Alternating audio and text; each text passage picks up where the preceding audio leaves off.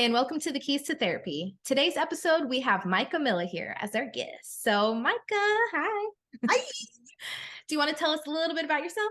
Sure. So I am Mikah Miller. I am a licensed professional counselor. I am a certified professional counselor supervisor.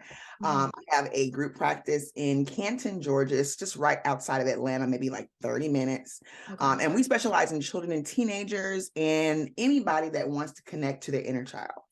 Oh, I love that. That's probably a lot of people need to.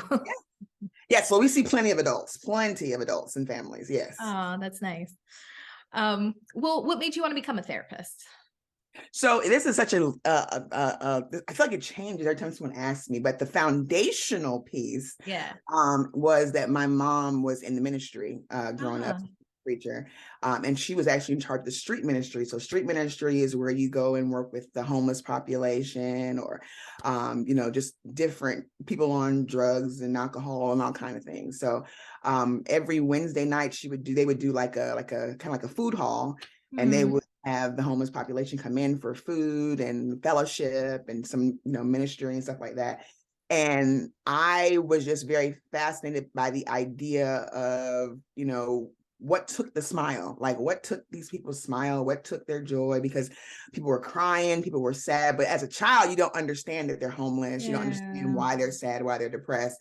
So I am a natural entertainer. So I use that as my opportunity to just make people laugh and smile and all that. And as I got older, obviously, I learned what homelessness was, and I learned what depression was and sadness. And it all kind of came together through the movie The Sixth Sense. So I know people like The Sixth Sense, yeah. So I just love the idea of working with children and that had different issues and all that, because there were so many homeless children, that I saw also. So it really boils down to just always being in service, within ministry under my mom, and just always wanting to give and pour into other people. Oh, that makes a lot of sense. Like you were exposed to a lot young, like a lot of different parts of people in general. Oh, yeah. Yeah. Sadness, anger, all of that. I've seen it all. Wow. And at such a young age too. So to be able to take that in, I bet that increased your empathy too. Oh, for sure. Like before I went full time in my practice, I ended up at a homeless working with the homeless population again. So I was a therapist for the homeless population. So it literally came complete full circle before I actually left and went on my own. So that was like the last stop, before I went on my own for my own practice. Oh, well, The Sixth Sense makes sense because, right, isn't Bruce Willis a therapist in the movie? So when he's helping that little boy and he's traumatized and he's there for him like the entire time. Yeah. Yeah. Oh, yeah. I love how like entertainment influences us. I feel like that's a lot of what got me to where I was. I was like, I love the stories. I know. And I usually talk about Ricky Lake. See, Ricky Lake was another favorite of mine. My mom used to be like, "You're so nosy." I'm like, "No, I'm not nosy. Like, you got to figure out what's going on." And I realized really it was just about like hearing people's stories and diverse backgrounds and issues and all that. I just was fascinated by how to put puzzle pieces together, how one puzzle piece missing can create this anger or this abandonment or, whatever this is on Ricky Lake's episode, at 3:00 on a Wednesday. Go, Ricky. Go, Ricky. I remember watching that after school and stuff. Probably shouldn't have been, but was anyway. A huge fan of Ricky Lake. Yeah. I'd love to meet her one day. Oh, yeah. I loved all those shows. I mean, I'm sure a lot of them you'd hear the stories, and through the episode, I feel like they would get those pieces, like you were saying. Then the mom would come out if it was a teenager that was out of control, and you get to kind of see the full picture. So and the specialist would stand up and they were a therapist and they would talk. And I was like, I want to do that. Yeah. She needs a new show just so you can come back on it. Ricky, if you're watching, Yes. Try to tag her in it or something. Get her going. Well, so on your journey, obviously then you had to go to grad school. So what was that experience like for you? What was your program like and all that? So it's interesting because I enjoyed my program, but I didn't enjoy, I guess, the politics of it or, a lot of things that I was very ignorant about. I ended up going to a for-profit school, like a lot of people trying to avoid taking the GRE. This is me being honest, avoid taking the GRE. I was a full-time student. I needed I had a job and I needed something that would intertwine into me being able to have a life, because not working was not an option. So that's when for-profit schools kind of came out. So I went to Georgia School of Professional Psychology. And it was great because I was able to go in the evenings, I was able to go on the weekends, I was able to kind of like, and this was in person, like online school wasn't really a thing when I started. So I had to do something that was very non-traditional, and it did fit, but there was a lot of things that I didn't realize, like being overcharged or just different things. It all worked out in the end for me, but as far as like, the loans being dismissed because of those things. But yeah, it was just a lot of things that I did not know. The school didn't get accredited till a month before I graduated. Oh, wow. I didn't even know it wasn't KCREP accredited, which is a huge accreditation, which you should be looking for, but no one told me what to look for. Yeah. I had no idea that was a thing. I'm just thinking, okay, if you're advertising as a school to help people become therapists and even psychologists, then obviously this is something you have, and it was not. So thankfully they got accredited the month before graduation, and they grandfathered my class in. So thankfully I graduated with accreditation, but it's like, can you imagine like if I didn't, like, oh, this would be a whole different story. But yeah, so that's why that's one thing I always tell people, like, research your school, make sure it has all the accreditation that you need to be, what you're trying to do, whether it's, a clinical social worker, whether it's a licensed professional counselor, whether it's a psychologist, like make sure the accrediting bodies cover that school, because you'd be surprised how many schools are not accredited. Yeah. And I never heard about accreditation until like years into the field. Yeah. And I was hearing like, whether it was, I don't know if scandals is the right word, but kind of, where it'd be like, oh, well, they were pulling all this money, but the people now that have graduated can't find jobs, or they really can't get licensed if the program wasn't accredited. So then it put a pause on all of their future plans, and they had to pivot or go back to school. I never heard of accreditation. So that's a really good point for, some of the aspiring therapists, or even ones that are in programs right now, to look at where they're at and if it's accredited. Yeah, it's major. And like I said, I'm just thankful that it worked it out the way it did. Yeah. And the loan piece, it was kind of like, I had all these loans, and it was like, and my loans were discharged. And that's like, so there was a whole lawsuit about it, because my school ended up closing down, I want to say in 2019, 2018. I mean, I was long finished by then, but I was able to throw my name in the hat. Yes. With the lawsuit, and it just worked out. So yeah, so that's one major point I would just say, is make sure your school has all of the things. Oh yeah, absolutely. Cause I can't even imagine the panic of all of you guys as you get close to graduation. And I'm glad it worked out for you though. Oh, we were stressed. Well, what was your program structured like? Cause I know some of them you have like classes the entire first year, second year you do internships. Some people do them both at the same time. So what was yours like? So my school was very standard. So, I mean, we went through the whole curriculum, we did the classes from 6 to 9, Tuesdays and Thursdays, or Mondays and Wednesdays. And you had to complete a class to get to the next class, prerequisites, all that. So it was very structured program. It was very, very flexible. Seminar was at the very end. So I wasn't taking classes simultaneously, but I had to do the seminar class and then work a full-time job, and then work 20, 25 hours in my internship. Gosh. Yeah. So it was like a 60, 65, plus hour a week. How did you manage that? I don't know. It's kind of like floating. It's almost like you just float. You know how you're in the pool and you're in an air tube, and you somehow wind up by the stairs. Right. That's kind of what happened. I just ended up back by the stairs. Oh, geez. Well, I know you were glad to graduate then after doing all of that. It was a lot. I always look back on that, like, how were you doing that? Like autopilot. Yeah. But I mean, you present a really good, I guess like category of student. Is not everybody's the traditional, I can just go to school full time, not work, or have parents pay for some of their stuff, or whatever the situation is for them. Yeah. Like you had to work and support yourself while also then trying to better yourself by going to school and having this other career. Yeah. I mean, I was definitely isolated from friends. I remember one time, this is a true story, when I finally did get to go out with my friends, I went to the movies to see the movie 300. And somehow I ended up laid out on like 2 or 3 seats, foot propped up, snoring to the highest degree of snoring. I don't even snore. That's how I knew I was in some good REM cycle. Okay? I was in the REM cycle. My friend said I was snoring so loud. And this was the movie 300. Like, I don't know if 300. It's just action packed. How did you sleep through all that? How? So I was just exhausted. I really did sacrifice my time, free time. Like it was a lot. So yeah, I mean, there is a group of students, that are really, really like hustling to get, their degree.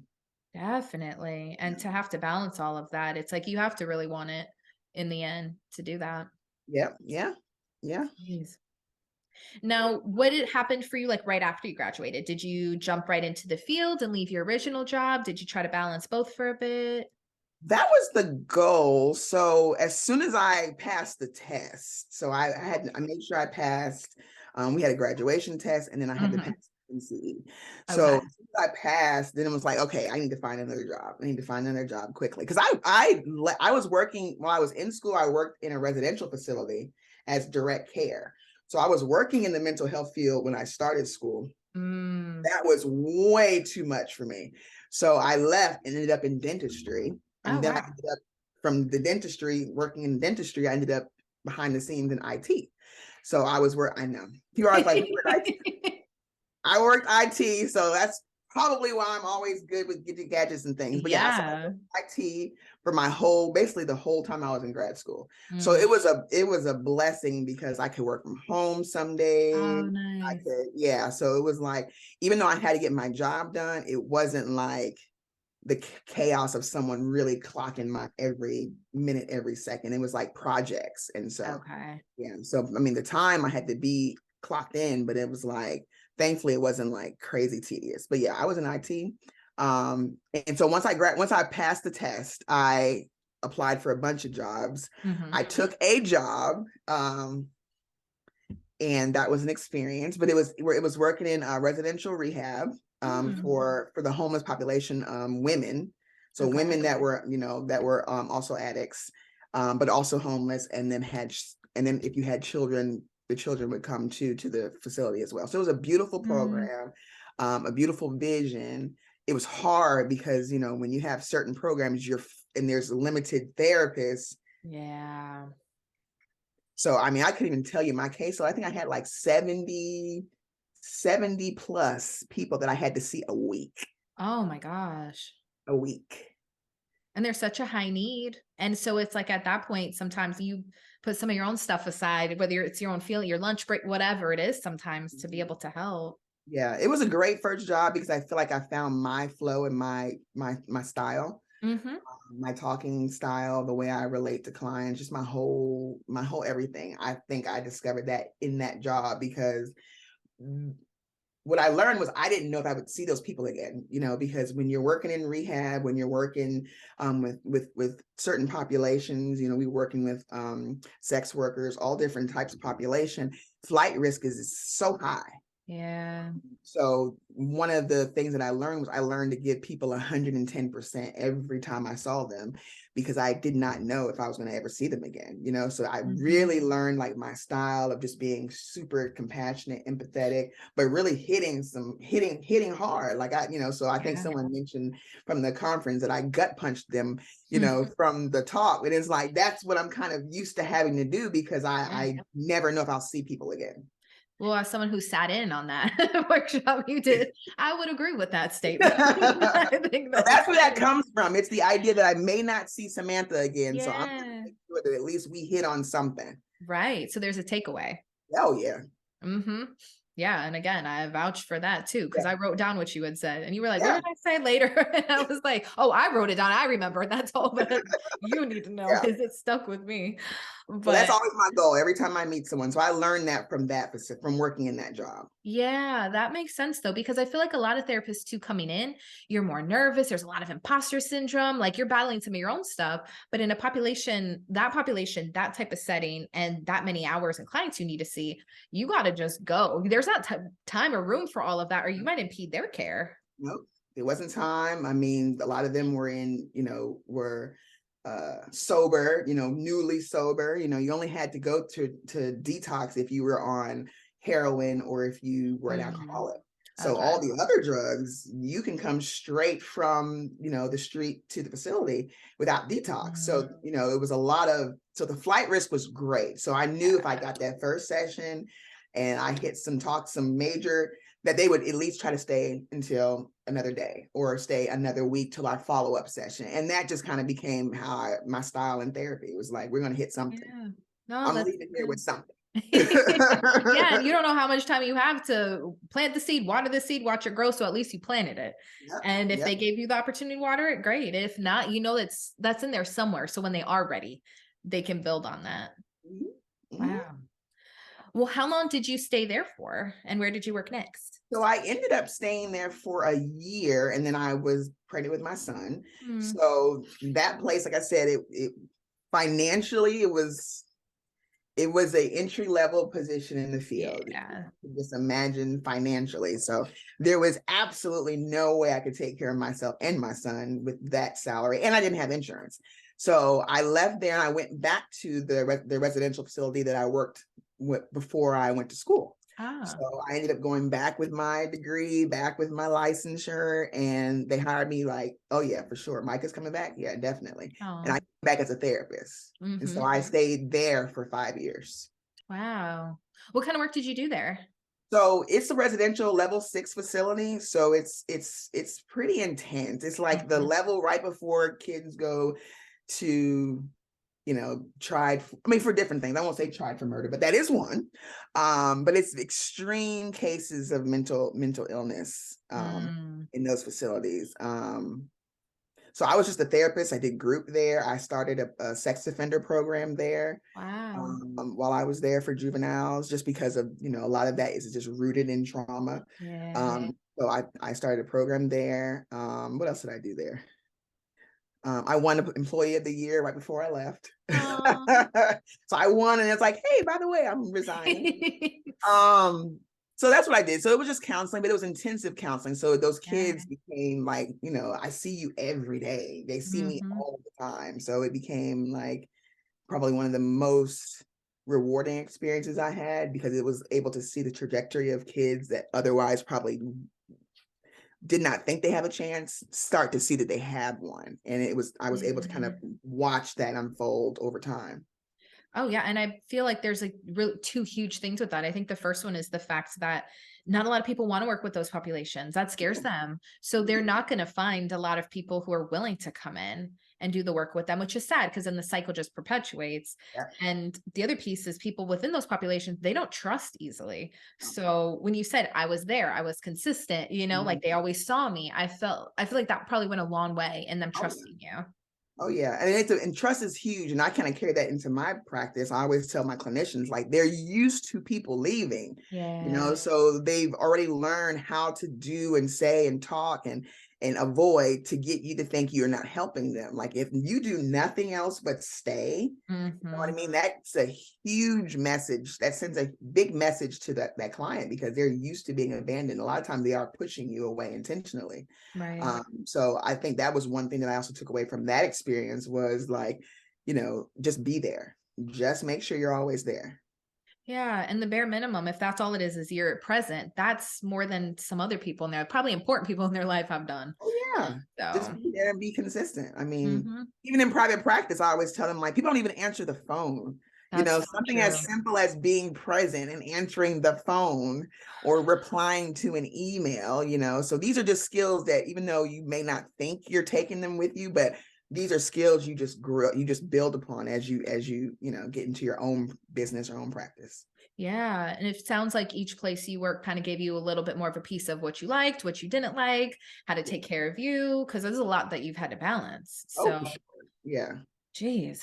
Well, where did you go after you left that facility? So where did I go after? Oh, I went into managed care. So then I left, because that's where that is the top, you guys. That is the highest you can go.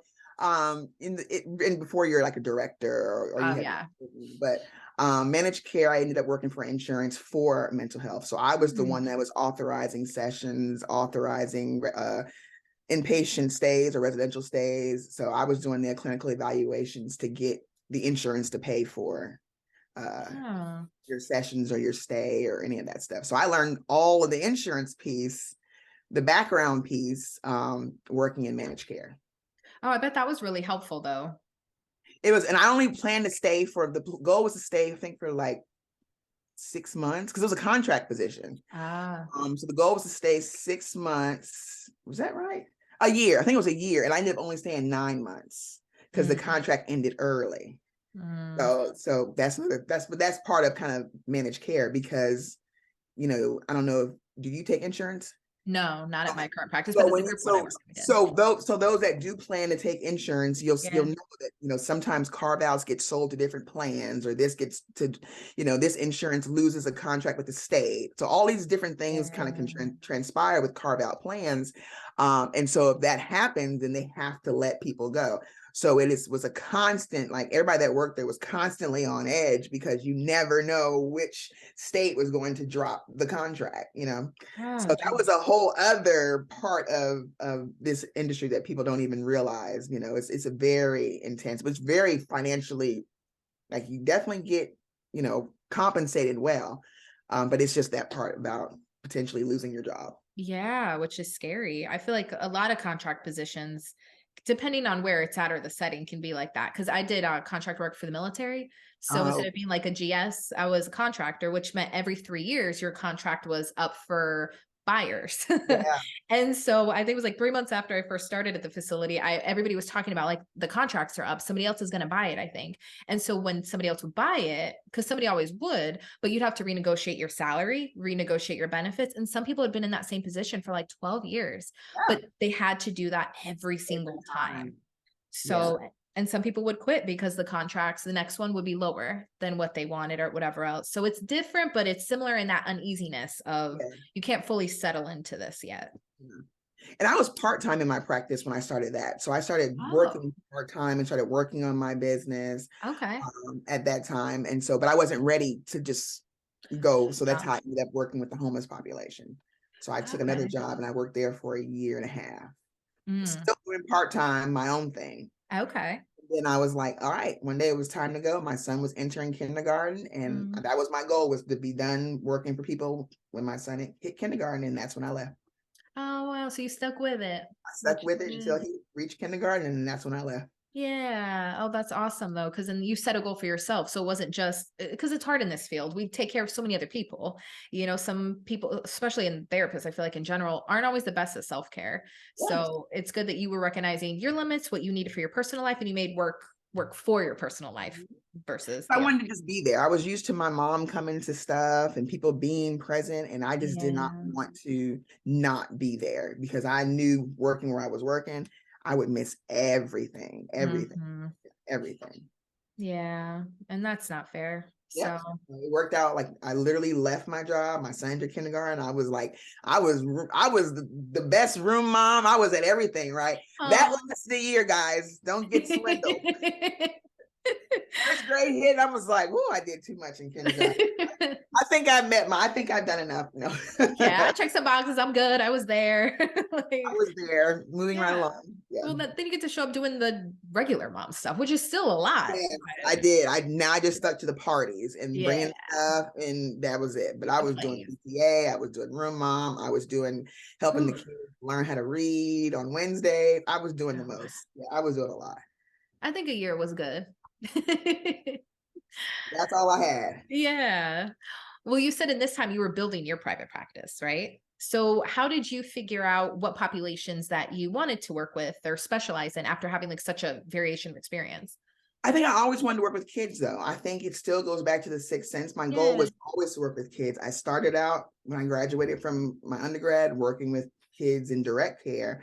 But obviously, you know, I wanted a plethora of experience, because I did in my internship work in community mental health. I was able to work with adults. So I realized, wow, you're really good with adults too, you know? So you realize that you're good with a lot of different things, but you always kind of come back to that niche that hits home, you know? So for me, middle school, that age range always just was like the easiest for me to really work with, relate to, understand, you know, just because of things that I went through in middle school. So working with kids, and that was always something I knew I wanted to do, but I didn't realize until I went through all of the different experiences that I had, because it boiled down to childhood. Right. Yeah. Yeah. And it's interesting too that, like you said, in the different settings, it almost feels like there was, I think we all kind of do this. I call it like the Goldilocks method, where it's like, this is too hot and this is too cold, and you still figure out what's just right, even in all those experiences. So it sounds like for you kind of narrowed in on like a certain age bracket within kids as well. So. Oh yeah, like I specialize in the middle school transition. So that's kind of where I flourish, and the age I really enjoy, because they kind of go missing. People don't really realize. And I always ask people, like, if you could think of the worst time in your adolescence or pre-adolescence, when was that? And usually it's right around middle school, or it's in middle school. So it's like 5th grade going to middle school, or it's in middle school. So I don't think I've ever talked to anyone that's like, no, you're right. That was it. It was middle school. So I really try to focus on that time period and helping kids really transition and love themselves and be very authentic in who they are, and be okay with not picking and choosing, whatever, like, so it's a very, the peer pressure is so great in middle school, but they have no one to process that with or understand that. They're not going to tell their parents because they don't want their parents to come to the school or whatever. So yeah, that's the population that's near and dear to my heart. That's so true, because I feel like a lot of people who I've spoken to who want to be teachers, they're like, oh, I really like the little ones, or the ones that are older and more self-sufficient. And like they get missed in pretty much any fields. Yeah. So, or a lot of their behaviors get written off as like, it's puberty. And that's it. Nope. Usually it's anxiety, or it's some form of depression, or there is some trauma that has happened that they have not told anybody. Yeah. So that's awesome that that's something you specialize in. I've never met anybody that does. Yeah. And that tells you right there. I've lived in like 3 different states, and never seen anybody that specializes in that. So. And just the idea that kids come to therapy in middle school is like, I love it, because that's the age where they isolate. Yeah. They don't hear anything. So I love that population. Yeah. And you could catch them earlier, hopefully, than whether it's like, they're doing terrible in high school, they're not going to be able to go to college, is usually when some of the reasons parents bring kids, or they're so they're traumatized even more now because it's been this many years and they never dealt with the original core wounds or whatever else. So that's great. Yeah. So you started your practice part-time. When did you make the leap into full-time? Like, how long did you do part-time? Oh, I did part-time for a year.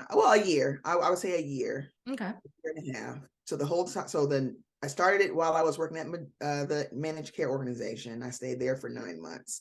And then I started working with the homeless population. I stayed there for a year. So I was inching my way to full-time when I worked with the homeless population. So I guess it took maybe like a year and a half I did part-time. Okay. Well, what made you, go ahead. No, that's it. I was gonna say, then I left. Well, what made you ready to take the leap? I know part of it was your son and where he was at Light, but what about you personally? So it was really, you figure out the things that just really are not good for your self-care in traffic. I never really had to deal with traffic in any of my jobs. I always worked in like, the suburbs or rural areas or whatever. So it was always going against traffic. Well, I worked in downtown Atlanta, and that was just, oof. Like, I found ways to deal with it. I would listen to podcasts on the way and podcasts on the way back. That was kind of like my way to avoid it. But that was one thing that was not good for my self-care, was sitting in traffic for 3 hours a day. Oh my God. But also autonomy. I always, this might sound cocky, but I felt like I had a special way to connect with clients. And when you work for others, you're not able to really exercise your creativity the way you want to. You're not going to find many hospitals or outpatient centers that are letting adults play with sand, or letting adults play with, whatever, Legos, or being able to connect that way. And so I wanted to be able to have that freedom to really allow people to heal in a creative way, because a lot of times, these adults that are very like boom, boom, boom, boom, boom, work, home, sleep, we're probably one of the most creative children, but somewhere along the line that's been hindered or stifled or, made fun of or whatever, and they lost that. So I felt like a lot of it was just helping adults too, and kids and all that process in a creative way. And so I wanted to be able to facilitate that. Yeah, it's interesting you say that because I've been seeing now like the trend of all the early 2000s clothes coming back, and everybody like my age when we were in middle school at that point, Yeah. I've seen so many different like TikToks and Instagrams where they're like, we're buying all the clothes now that our moms wouldn't buy us in middle school or that we never could get, or we weren't confident then, but we are now. So we're wearing them crop tops. Like, you know, there's still, even in those ways, like things, or with COVID, I remember seeing so many things about comfort shows, like people going back and rewatching stuff that they watched at a younger age and got them through something. So I think there's these bits and pieces that people do, but it's definitely not anywhere near enough. Yeah, no, I mean, people always laugh because I wear these hoops. I wear like big hoops all the time, but I wear hoops because my mom, they didn't believe you weren't allowed to wear hoops. Like they thought hoops were too grown. So I couldn't wear hoops until I was out on my own as an adult. So now, like, I'm always wearing hoop earrings, and they're like, "Why are you wearing hoop earrings?" And I'm like, "Because it's like, I guess it's like subconsciously getting back at my mother." Yeah, and because I couldn't wear them. Right. It's like now I can. So now she's like, "Oh, I love your earrings." I'm like, "I know." But it's true. You do go back and you do try to like capture moments from your childhoods. But what if you did it intentionally? And that's kind of where I kind of stem from with working with adults. It's like, what if you were more intentional about? Right. It doesn't have to be go back and come back. Like bring them with you. Like you can do this all the time. Exactly. And giving them that safe space to do that, because like you said, in some of these other settings, they have to conform. Mm-hmm. So they get the freedom and like the permission even to like just be them. And it's very touching. I had one session where this was a while ago, but we ate Cheerios, we ate cereal watching cartoons, because that was one thing that they missed from their childhood, was being able to watch Saturday morning cartoons and just eat cereal. So I was like, okay, well, we're meeting on Saturday morning. Let's watch cartoons and eat cereal. Yeah.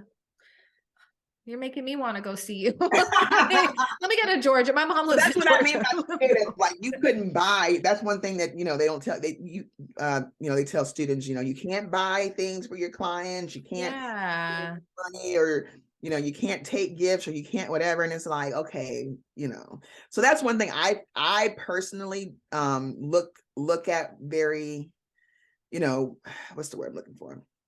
I follow it, don't get me wrong, but it's also like within limitations or within therapeutic boundaries. I feel like some things are just necessary.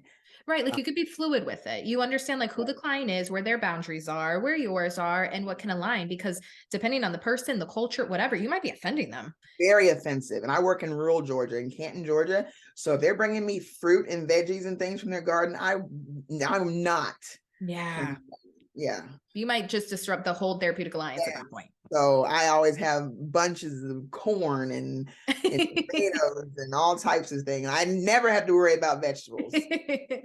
That's cute though, but you have a really good point there. That's something that it was like a hard and fast rule in grad school. Yes. Don't do this, don't do that. And there was never any kind of like, at least in my program, gray areas, which people are all gray typically. Yeah. Yes. So I like that, because imagine how great they feel being able to leave that with you and, show their appreciation. I'm not turning down kids' gifts. It's just not happening. Oh God, no.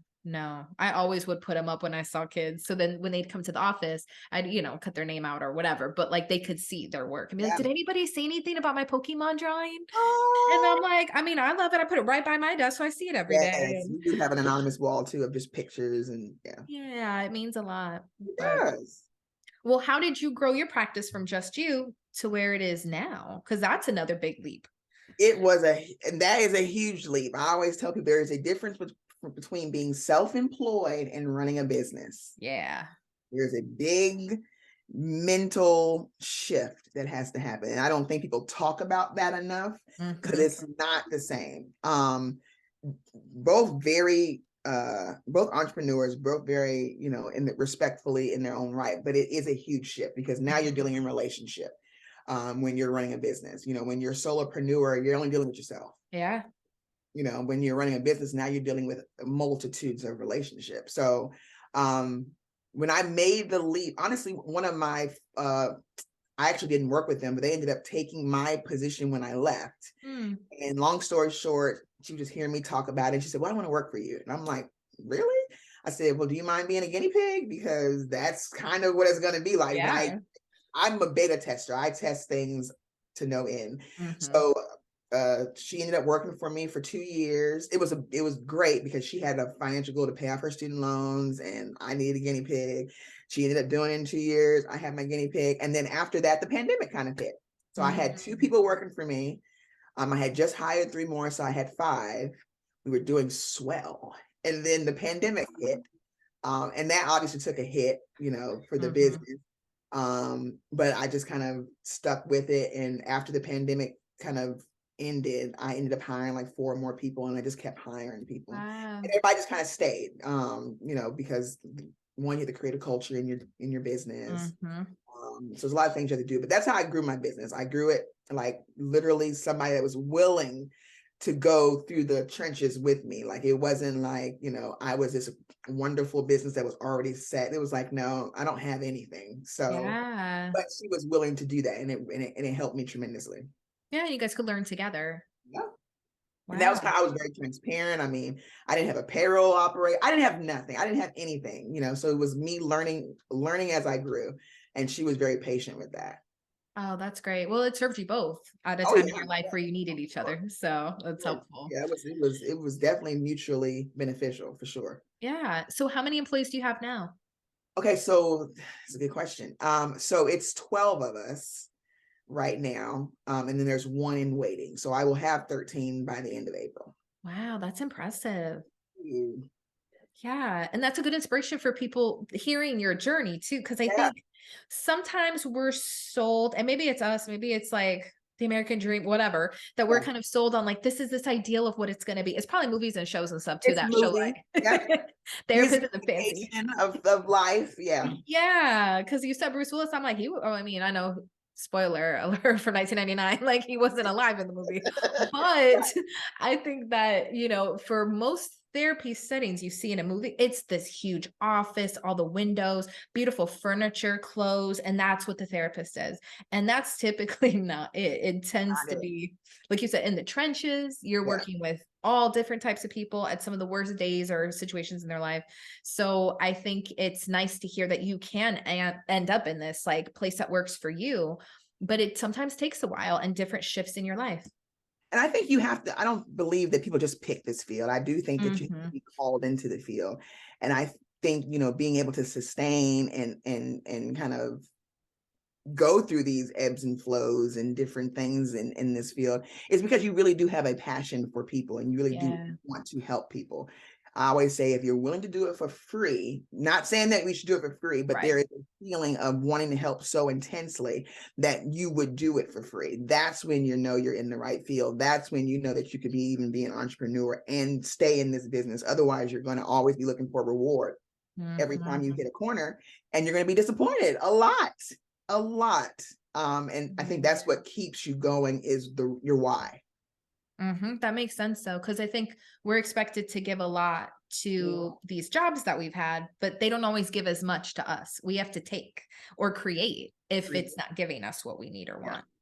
Yeah. Or if it's a means to an end, I guess, I don't know if that's the right saying, but if you know that you're going to transition in some way, all these different positions are really just stepping stones to get to where you're going. Even when we talked about grad school, and I picked a for-profit school because I knew grad school was a formality. I knew that my calling and what I was meant to do was way beyond what I was going to learn in grad school, but I had to go to grad school to get there. So it's like, if you know what you're called to do, if you know how you want to help the world, like, nothing really is going to stop you from getting there, if you're truly passionate about it. Yeah. And I love that you said that, because I feel like a lot of times people I've spoken to, people in my program, me, everybody, I think, kind of has this idea too. When you leave grad school, you're a therapist. Like, you have the tools, you have the knowledge, like, you did your years of school, your internship, you're good to go. And then you're in it and you're like, I actually don't know anything. Like, I took some tests, I wrote some papers. Usually your internships where you get the most info, but you're right. It is a formality. It's a check in the box. It's not even really the start of your career. It's like I don't know, like the floor plan. You haven't even started building the house yet. Like, that's it. And that's what I always tell people. Like, it's literally like, people, would you change your journey? Would you work somewhere else? I wouldn't change a thing. I wouldn't change how much I was compensated. I wouldn't change anything. One, you learn to appreciate what you have because what you didn't have, right? But two, if I remove anything from this foundation, the whole house would collapse. So I know I would not be this type of clinician or this type of leader in the practice if I didn't go through all those different experiences. Yeah, exactly. Right. Yeah. And I think that that's something that I think will be inspiring for other people who start to graduate or just graduated and feel like I should be further along. I should know more, do more. It's like, no, you're just starting. Yeah, it's a process and you have to appreciate the journey. You really, really do. I mean, I loved every job I had. I laughed.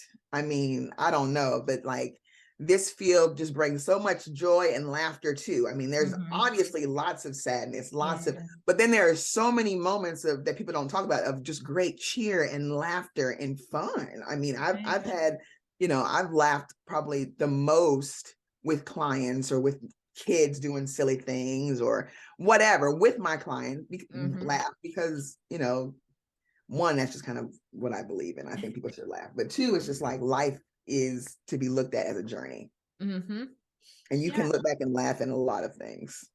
And you kind of have to sometimes. That's the best perspective to have. And, that's something else too, is like, we can laugh with clients. Like that's something that school made it feel like, here's this assessment and get all these questions and write this treatment plan, like so formal. And sometimes the best work you could do is just being a person with your client and laughing, hanging out. And that's when they really do see the authenticity, when you're able to laugh and you're not just so rigid or you're so, blank slate. Like able to laugh with your client, that builds rapport like instantly. Absolutely. Well, have there been any trainings, any books you've read, things you've listened to that have maybe helped you with this mindset or helped you along your career? So I was thinking about this question. I definitely like anything that's personal development wise. Okay. I never have a go-to book because I believe people are all different. And so there's not a one size fits all for everyone. And I'm always careful not to name specific books. But I would say a lot of the certification I got as a supervisor was very, very helpful, not only to help guide other therapists, but also to be a better practice owner, leader. I learned a lot of things just in that aspect. But I'm a self-help junkie. So I'm always in like podcasts. I'm always on YouTube, watching different people on YouTube, learning from all types of people, not even just therapists, but learning from everybody. The business aspect of being a practice owner, surprisingly, during my journey, I love business stuff. I love branding stuff. I love marketing stuff. Like I didn't know I would like it this much until I started acting in it. So I like all that type of stuff. Yeah. And that's something that I don't know if your program covered any of that, but I know mine never did. Oh, no, absolutely not. No, nothing, zero, nothing. But it's okay because you can get the information out here and you can get it for free. I mean, there's wonderful YouTubes like yours. There's, podcasts, there's Facebook groups galore. That's where I really started, was in these Facebook groups before they became as big as they were. It was like the beginning stages and I got in right then. Nice. Yeah. And I think that helps, and being willing to learn from other people, other disciplines. I think that's big too, like not to be too prideful. Learning. Oh yeah, always be a student. I mean, like, I don't think people even realize, like, because I'm always quiet in the rooms that I go in because I'm always trying to learn. So a lot of times people are like, I didn't even know you. It's like you were a speaker, you were any of these things. And like, because I'm going in every setting to be a student. Yeah. So you can switch that mindset and be like, let me be present in this role right now. Absolutely. Because I love to learn. I'm a nerd. I'm truly am. Like, they're like, what is Mikah doing? Probably listening to some YouTube or listening to some Audible all day. Well, that flows right into my last question, which is, what are some things that you wish you knew or learned earlier in your career? Definitely the accreditation part. I definitely wish I knew more about how to pick a school. But I wouldn't change a thing because at the end of the day, like the greatest thing that ever happened was those loans were just discharged. Oh yeah, it ended up being a blessing. Okay. So that was huge. So it's like, gosh, you can regret certain things, but then it's like not when things like this happen. So I probably wouldn't change a thing. I would just tell people to make sure they research their schools for sure. But yeah, I don't think that there's anything that I wish I would have known or would have learned along the way, because I feel like everything that I needed to know, I knew. You know, you can't miss anything that's for you. So that's kind of how I see things. And so I don't think I've missed anything. Yeah. And I think it sounds like in each stage of your career, you sought out the info you needed or the train or whatever else at that period of time. Yeah. Yeah. Yeah. So I think, like you said, being a student is huge, and making sure that, you know, like it's okay to always be learning and not know everything. So I think sometimes, again, especially therapists on the newer side, you kind of feel like you have to be the expert. You're in this chair, so you need to know all the things all the time. And that's not true. If you think you do, that's probably a problem. So. And that's probably what a good takeaway is, that I definitely believe that you should be a student. Do not think you have to answer or you know, puff your shoulders up and show your expertise or be the expert in the room. I don't care if you are the expert in the room. Be open to listening and be open to learning from everybody, even your clients, because they will even teach you things. And that's where I think I've learned the most. Is from them. I mean, like you said, from all different walks of life, you get to hear people's stories, their journeys, how they're coping. I mean, even sometimes the jobs that they have, I feel like I know a lot about different fields through them. So yeah, I think that's good, being open and understanding that like they're the experts on them. And we are kind of like I guess like the guide. Like we're just holding a flashlight. We're just shining lights in different parts of you. That's all. Yeah. And that it's okay to just keep learning, because we all should be. But yes. Well, thank you so much for sharing everything today. I feel like there's so much that you covered that people haven't touched on yet. And I love hearing everybody's different perspectives and journeys, because somebody out there is going to be like, ooh, I want to end up where they're at, or I want to be on a similar path, or, okay, this is something I should be looking for if they're just starting their path. So I think that's really helpful. No, thank you for letting me kind of go and stroll down memory lane. It's just certain I didn't even think about in a long time. So it's definitely even good for the clinicians to kind of just go back. We don't do that enough. Yeah, I don't think we do, and kind of see like how we got here. I think sometimes we're just surviving or looking forward to the next thing, that we don't always reflect a lot on how far we've come. Oh yeah. I'm like sitting here like now, like, you know, every job I've had, that's a story right there. Exactly. That's your next book. I'm telling you, that's a story in itself. Yeah. Well, under a video, I'm going to link everywhere that everybody can find Mikah. I did want to ask you, we're talking about entrepreneur and books, if you want to speak on, you know, a little bit about your products and what you have out there. So I do have a book called The Entrepreneur Code. So that is really like one thing that so the biggest reason why I wrote that book was because when I went out on my own, I did not have health insurance. So it was like one thing that I always saw was, okay, entrepreneurs struggle with heart issues, entrepreneurs stress level, and all these different things. So I just went on a quest to like figure out how to maintain, how to, you know, do whatever, how do entrepreneurs, and I just started accumulating different tips over time, different things that I learned, you know, about the 5 a.m., you know, rule or challenge, or eating healthy, or making sure you work out. Like working out was never for weight loss or anything like that. Working out was really for sustainability and endurance in entrepreneurship. So that is how, you know, so I wrote a book just kind of giving you 50 tips and traits of top entrepreneurs, you know, just so you can kind of like have a cheat sheet of like, if you are going to do this, like if you follow these things, like you're on the road to success. Like you cannot not be successful following these tips. Yeah. And being able to take care of yourself, because it sounds like a lot of books that I've seen, at least, that are about entrepreneurs, it's always like almost like steps you can take, but for the business, not for yourself, even sometimes not even like your mindset. And so the individual gets lost in that creation of the business. And it sounds like you found something that you can kind of meld the two. Because you can't hear your voice when you're focused on everything else. You can't hear you can't have that discernment. You can't use your intuition if you're so busy and focused and scattered. So yes, so grounding, working out, eating well, surrounding yourself with community, reading, studying, all those tips really help me hone in on my ability to make good decisions. Yeah. So I'm going to link that below too. So everybody can check that out. And then all your social medias, your group practice website, all the things. All the things. All the things. Everybody could find you, follow you, check stuff out and support you in your journey. Yes. Well, thank you. Thank you. Yeah. Thank you. And subscribers, hopefully, if you guys want to follow, keep subscribing. Click below, comment, let me know what else you want to see, and tune into the next episode. Thanks, Mikah. Thank you.